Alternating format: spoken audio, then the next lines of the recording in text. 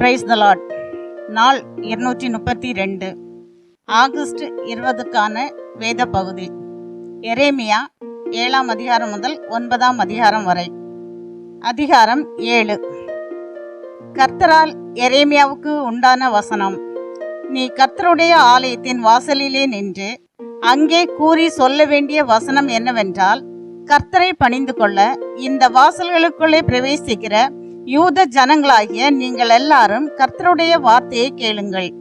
இஸ்ரவேலின் தேவனாகிய சேனைகளின் கர்த்தர் சொல்கிறார், உங்கள் வழிகளையும் உங்கள் கிரியைகளையும் சீர்படுத்துங்கள், அப்பொழுது உங்களை இந்த ஸ்தலத்திலே குடியிருக்க பண்ணுவேன். கர்த்தரின் ஆலயம், கர்த்தரின் ஆலயம், கர்த்தரின் ஆலயம் இதுவே என்று சொல்லி பொய் வார்த்தைகளை நம்பிக்கொள்ளாதிருங்கள். நீங்கள் உங்கள் வழிகளையும் உங்கள் கிரியைகளையும் நன்றாய் சீர்படுத்தி நீங்கள் மனுஷனுக்கும் உள்ள வழக்கை நியாயமாய் தீர்த்து பரதேசியையும் திக்கற்றவனையும் விதவையையும் ஒடுக்காமலும் குற்றமில்லாத இரத்தத்தை இந்த ஸ்தலத்திலே சிந்தாமலும் உங்களுக்கு கேடு உண்டாக அந்நிய தேவர்களை பின்பற்றாமலும் இருப்பீர்களே ஆகில், அப்பொழுது நான் உங்கள் பிதாக்களுக்கு கொடுத்த தேசமாகிய இந்த ஸ்தலத்திலே உங்களை சதா காலமும் குடியிருக்க பண்ணுவேன். இதோ, ஒன்றுக்கும் உதவாத பொய் வார்த்தைகளை நீங்கள் நம்புகிறீர்கள்.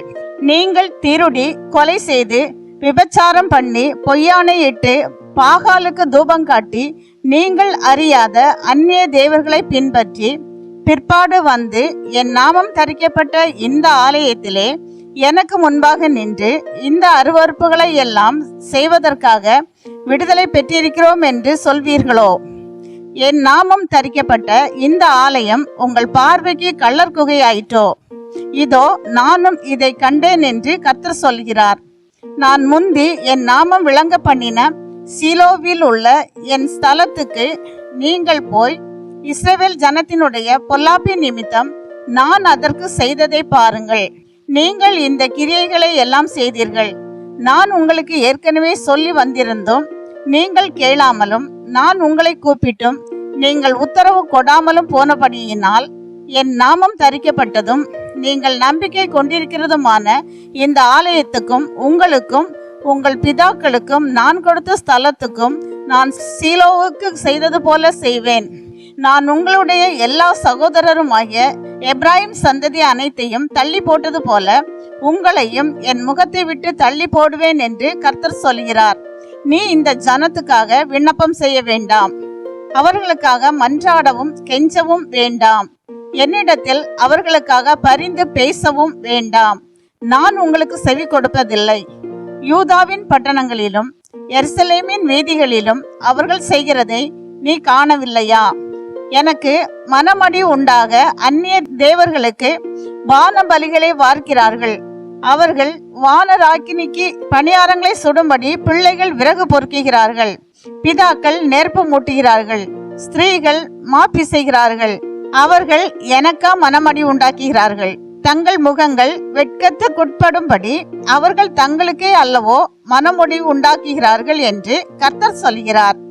ஆதலால் இதோ, என் கோபமும் என் உக்கிரமும் இந்த ஸ்தலத்தின் மேலும் மனுஷர் மேலும் மிருகங்கள் மேலும் வெளியின் மரங்கள் மேலும் பூமியின் கனிகள் மேலும் ஊற்றப்படும், அது அவியாமல் எரியும் என்று கர்த்தராகிய ஆண்டவர் சொல்கிறார்.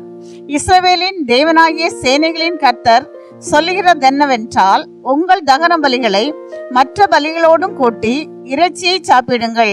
நான் உங்கள் பிதாக்களை எகிப்து தேசத்திலிருந்து அழைத்து வந்த நாளிலே தகன பலியை குறித்தும் மற்ற பலிகளை குறித்தும் நான் அவர்களோட பேசினதையும் கட்டளையிட்டதையும் பார்க்கிலும் என் வாக்குக்கு செவி கொடுங்கள். அப்பொழுது நான் உங்கள் தேவனாய் இருப்பேன், நீங்கள் என் ஜனமாய் இருப்பீர்கள். நான் உங்களுக்கு கற்பிக்கும் எல்லா வழியிலும் நீங்கள் உங்களுக்கு நன்மை உண்டாகும்படிக்கு நடவுங்கள் என்கிற விசேஷத்தையே அவர்களுக்கு சொல்லி கட்டளையிட்டேன். அவர்களோ அதை கேளாமலும் தங்கள் செவியை சாயாமலும் போய் தங்கள் பொல்லாத இருதயத்தின் யோசனைகளின் படியும் கடினத்தின் படியும் நடந்து முன்னிட்டல்ல பின்னிட்டே போனார்கள்.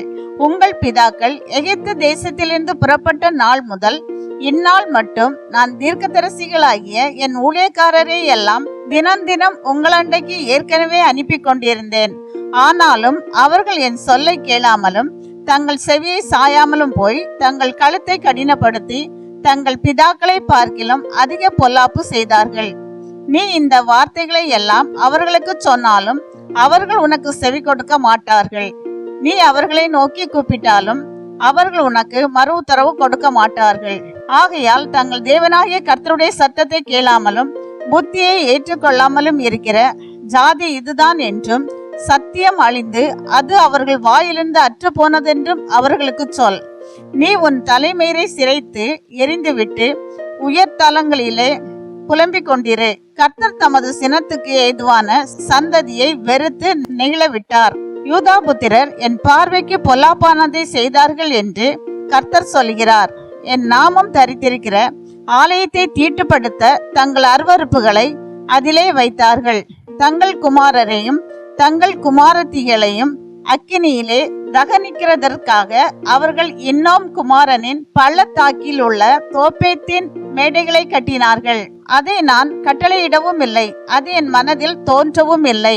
ஆதலால் இதோ நாட்கள் வரும் என்று கர்த்தர் சொல்கிறார். அப்பொழுது அது அப்புறம் தோப்பேத் என்றும் இன்னும் குமாரனின் பள்ளத்தாக்கென்றும் சொல்லப்படாமல் சங்கார பள்ளத்தாக்கென்று சொல்லப்படும். தோப்பேத்திலே இடம் கிடையாமற் போகும் மட்டும் சவங்களை அடக்கம் பண்ணுவார்கள். இந்த ஜனத்தின் பிணங்கள் ஆகாயத்தின் பறவைகளுக்கும் பூமியின் மிருகங்களுக்கும் இரையாகும். அவைகளை வெறுட்டுவாரும் இல்லாதிருப்பார்கள்.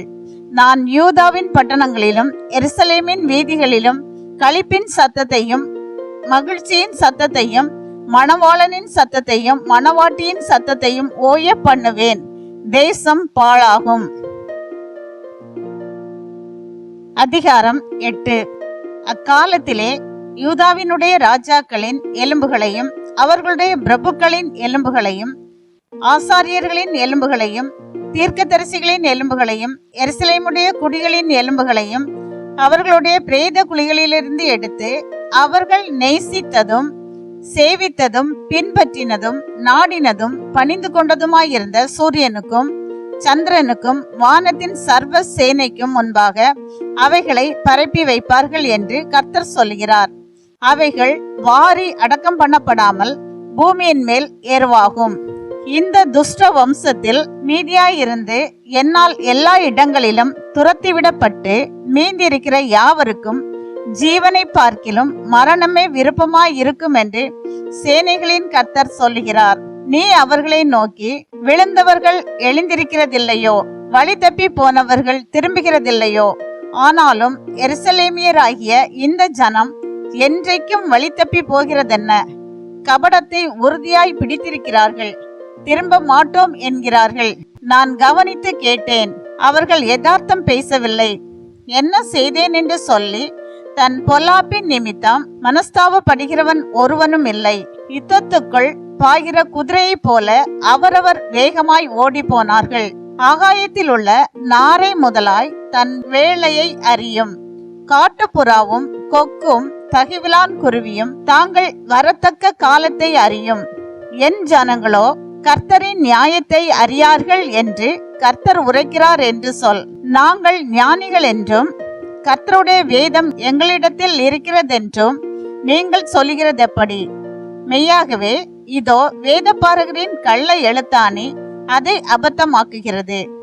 ஞானிகள் வெட்கி கலங்கி பிடிபடுவார்கள். இதோ கர்த்தருடைய சொல்லை வெறுத்து போட்டார்கள். அவர்களுக்கு ஞானம் ஏது? ஆகையால் அவர்களுடைய ஸ்திரீகளை அந்நியருக்கும் அவர்களுடைய வயல்களை அவைகளை கட்டி கொள்பவர்களுக்கும் கொடுப்பேன். அவர்களிலே சிறியோர் தொடங்கி பெரியோர் மட்டும் ஒவ்வொருவரும் பொருளாசைக்காரராய் இருக்கிறார்கள்.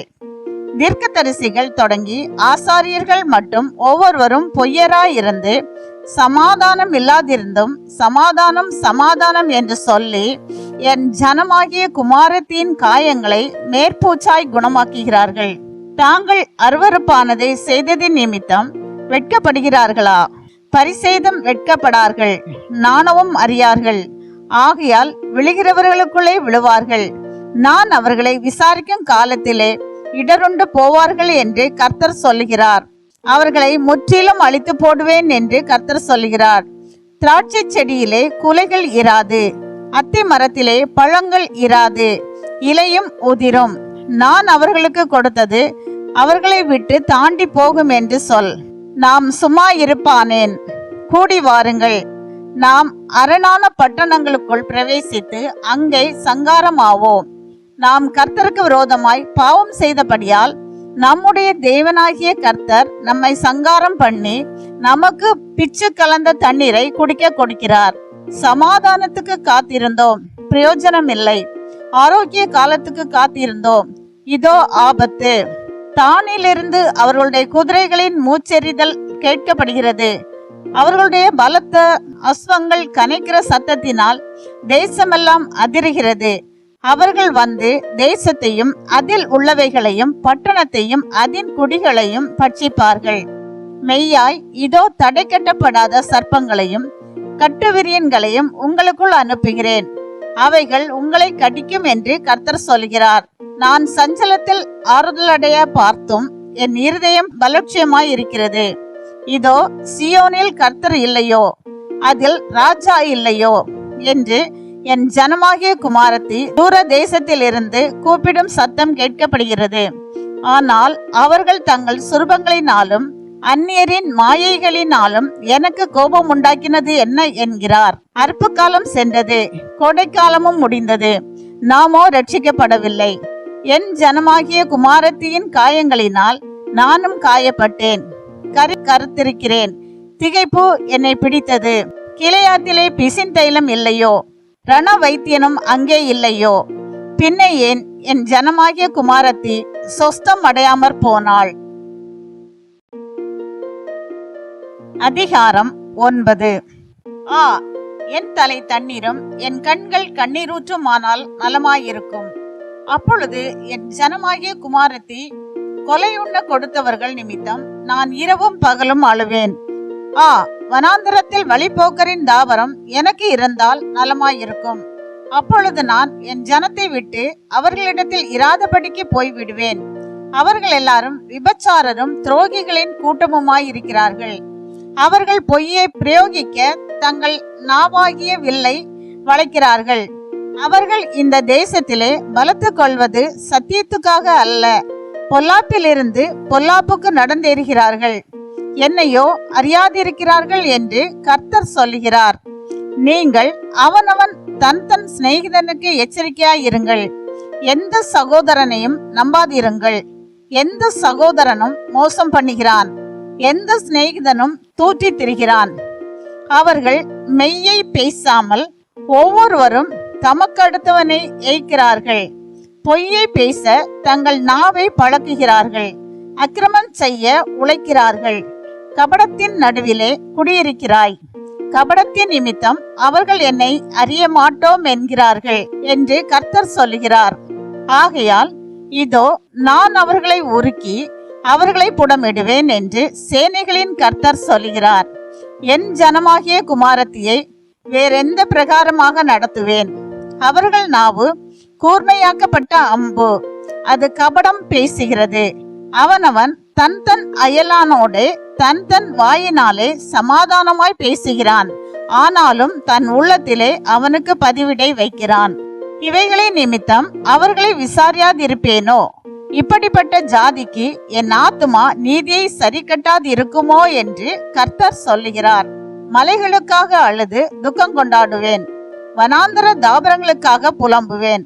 ஒருவனும் அவைகளை கடந்து போகாத வண்ணமாய் அவைகள் பாழாக்கப்பட்டு கிடக்கின்றன. ஆடு மாடுகளின் சத்தம் கேட்கப்படுகிறதும் இல்லை. ஆகாசத்து பறவைகளும் மிருக ஜீவன்களும் எல்லாம் ஓடி சிதறி போயின. நான் எருசலேமை மண்மேடுகளும் வலு சர்ப்பங்களின் தாபரமும் ஆக்குவேன். யூதாவின் பட்டணங்களையும் குடியில்லாதபடி பாழாக்கி போடுவேன். இதை உணரத்தக்க ஞானமுள்ளவன் யார்? தேசம் அழிந்து ஒருவனும் கடந்து போகாதபடி அது பாழாக்கப்படுகிற முகாந்தரம் என்னவென்று கர்த்தருடைய வாய் தன்னுடனே சொல்கிறதை கேட்டு அறிவிக்கத்தக்கவன் யார்? நான் அவரவருக்கு விதித்த என் நியாய பிரமாணத்தை அவர்கள் விட்டு என் சொல்லை கேளாமலும் அதன்படி நடவாமலும் தங்களுடைய இருதயத்தின் கடினத்தையும் தங்கள் பிதாக்கள் தங்களுக்கு கற்றுக் கொடுத்தபடி பாகால்களையும் பின்தொடர்ந்தார்களே என்று கர்த்தர் சொல்லுகிறார். ஆதலால் இதோ நான் இந்த ஜனத்துக்கு புசிக்க எட்டியையும் குடிக்க பிச்சு கலந்த தண்ணீரையும் கொடுத்து அவர்களும் அவர்கள் பிதாக்களும் அறியாத புற ஜாதிகளுக்குள்ளே அவர்களை சிதறடித்து பட்டையும் அவர்களை நிர்மூலமாக்கும் மட்டும் அதை அவர்களுக்கு பின்னாக அனுப்புவேன் என்று இஸ்ரவேலின் தேவனாகிய சேனைகளின் கர்த்தர் சொல்கிறார். நீங்கள் யோசனை பண்ணி புலம்பற்காரிகளை வரவழைத்து அதிலே பழகின ஸ்திரீகளை கூப்பிடுங்கள் என்று சேனைகளின் கர்த்தர் சொல்கிறார். அவர்கள் சீக்கிரமாய் வந்து நம்முடைய கண்கள் கண்ணீரை சொரியத்தக்கதாகவும் நம்முடைய இமைகள் தண்ணீராய் ஓடத்தக்கதாகவும் ஒப்பாரி சொல்ல கடவர்கள். எத்தனையாய் பாழாக்கப்பட்டோம், மிகவும் கலங்கியிருக்கிறோம். நாங்கள் தேசத்தை விட்டு போகிறோம், எங்கள் வாசஸ்தலங்களை அவர்கள் கவிழ்த்து போட்டார்கள் என்று சியோனிலிருந்து உண்டாகிற புலம்பலின் சத்தம் கேட்கப்படும். ஆதலால் ஸ்திரீகளே, கர்த்தருடைய வார்த்தையை கேளுங்கள். உங்கள் செவி அவருடைய வாயின் வசனத்தை ஏற்றுக்கொள்ளட்டும். நீங்கள் உங்கள் குமார்த்திகளுக்கு ஒப்பாரியையும் அவளவள் தன் தன் தோழிக்கு புலம்பலையும் கற்றுக் கொடுங்கள். வீதியில் இருக்கிற குழந்தைகளையும் தெருக்களில் இருக்கிற இளைஞரையும் சங்காரம் பண்ண சாவு நம்முடைய பலகணிகளில் ஏறி நம்முடைய அரமனைகளில் பிரவேசித்தது. மனுஷரின் சவங்கள் வயல்வெளியின் மேல் எருவை போலவும் அரிக்கிறவனுக்கு பின்னாலே ஒருவனும் வாரிக்கொள்ளாதிருக்கிற அரியை போலவும் கிடக்கும் என்று கர்த்தர் உரைத்தார் என்று சொல். ஞானி தன் ஞானத்தை குறித்து மேன்மை பாராட்ட வேண்டாம், பராக்கிரமன் தன் பராக்கிரமத்தை குறித்து மேன்மை பாராட்ட வேண்டாம், ஐஸ்வர்யவான் தன் ஐஸ்வர்யத்தை குறித்து மேன்மை பாராட்ட வேண்டாம். மேன்மை பாராட்டுகிறவன் பூமியிலே கிருபையையும் நியாயத்தையும் நீதியையும் செய்கிற கர்த்தர் நான் என்று என்னை அறிந்து உணர்ந்திருக்கிறதை குறித்தே மேன்மை பாராட்ட கடவன் என்று கர்த்தர் சொல்லுகிறார். இவைகளின் மேல் பிரியமாய் இருக்கிறேன் என்று கர்த்தர் சொல்லுகிறார். இதோ நாட்கள் வரும், அப்பொழுது விருத்த சேதனம் இல்லாதவர்களோடும் கூட விருத்த சேதனம் உள்ள யாவரையும், எகிப்தையும் யூதாவையும் ஏதோமையும் அம்மோன் புத்திரரையும் மோவாபையும் கடைசி எல்லைகளில் உள்ள வனாந்திர குடிகளான யாவரையும் தண்டிப்பேன். புறஜாதியார் அனைவரும் விருத்த சேதனம் இல்லாதவர்கள், ஆனாலும் இஸ்ரவேல் வம்சத்தார் அனைவரும் இருதயத்திலே விருத்த சேதனம் இல்லாதவர்கள் என்று கர்த்தர் சொல்கிறார். இன்றைய நாளுக்கான வேத பகுதி வாசித்து முடிந்தாயிற்று. தேவனுக்கே மகிமை உண்டாவதாக. ஆமேன். இன்றைய நாளின் வேத பகுதியிலிருந்து ஒரு கேள்வி. தாங்கள் வரத்தக்க காலத்தை அறிவது எது? இன்றைய நாளுக்கான வாக்குத்தத்தம் ஏசாயா 43:4. நீ என் பார்வைக்கு அருமையானபடியினால் கனம் பெற்றாய். இந்த வாக்குத்தத்தத்தின்படி கர்த்தர் நம்மை ஆசீர்வதிப்பாராக. ஆமேன்.